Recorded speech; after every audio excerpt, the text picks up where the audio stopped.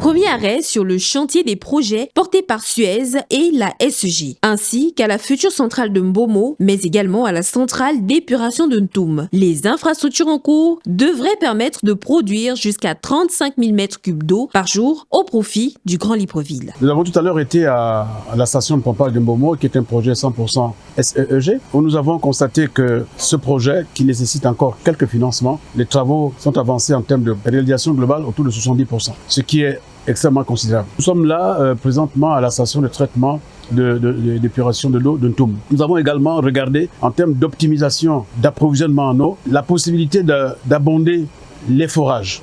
Il y a une demi-douzaine de forages qui existent. Il y a également 5 forages qui sont prévus.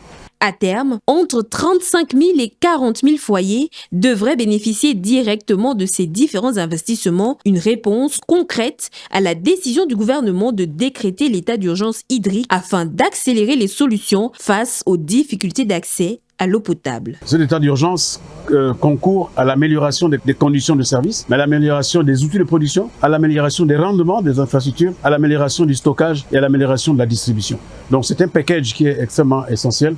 Pour répondre à ces objectifs, pour répondre à cette vision, il faut absolument que techniquement, nous puissions accélérer les choses. La visite s'est poursuivie sur le site d'entreposage d'Ovando où le ministre a réceptionné 3015 kits solaires du ministère des Eaux et Forêts. Des batteries offrant une autonomie pouvant atteindre jusqu'à 10 ans. Nous avons de quoi charger un téléphone portable, de quoi brancher un téléviseur, de quoi brancher un ventilateur, de quoi brancher un ordinateur portable.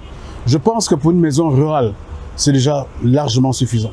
Et l'objectif, c'est de faire en sorte que, progressivement, dans le cadre de la coopération entre la Chine et le Gabon, nous puissions déjà faire en sorte que tous ces kits puissent être installés correctement.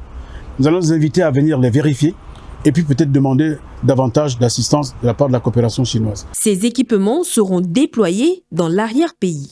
Nous allons dans un premier temps alimenter ces kits dans les dispensaires, les maisons des infirmiers et des infirmières, ensuite dans les écoles rurales, les maisons des enseignants. Ensuite, nous avons 29 sous-préfectures qui nécessiteront ces kits et nous avons 26 postes douaniers à travers le Gabon qui vont faire l'objet d'équipements. À travers ces tournées de terrain, le gouvernement entend accélérer la mise en œuvre de solutions durables pour améliorer l'accès à l'eau potable et à l'électricité, deux secteurs considérés comme prioritaires pour le développement du pays.